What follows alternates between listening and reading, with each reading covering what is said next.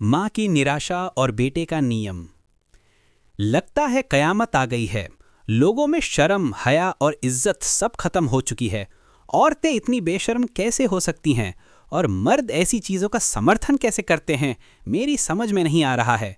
आज शाम को मैं नहाने जा रही थी।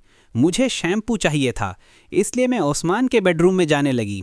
दरवाज़ा थोड़ा खुला हुआ था।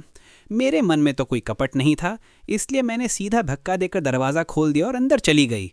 अंदर जाकर मैंने देखा कि ओस्मान की पत्नी पैर फैलाकर लेटी हुई थी। एक पैर ओस्मान के ऊपर था। दोनों टीवी देख रहे थे और हंस रहे थे। ओस्मान जानवर के बच्चे को कोई शर्म नहीं थी। उसने अपनी पत्नी को कुछ भी नहीं कहा, वे वैसे ही लेटे हुए थे। मुझे देखकर उसने जल्दी से पैर हटा लिया। अब पैर हटाने से क्या फायदा, तूने जो करना था वो तो कर ही चुकी है। मैं जल्दी से शैम्पू लेकर अपने कमरे में वापस आ गई। मेरा तो पूरा शरीर गुस्से से जल रहा था। आधे घंटे बाद ओस्मान मेरे पास आया और कहने लगा कि अगली बार दरवाजे पर दस्तक देकर अंदर आया करो। उसने कहा कि जब तक वह अंदर से आने को ना कहे तब तक अंदर नहीं आना चाहिए। ये कितनी बड़ी बात है।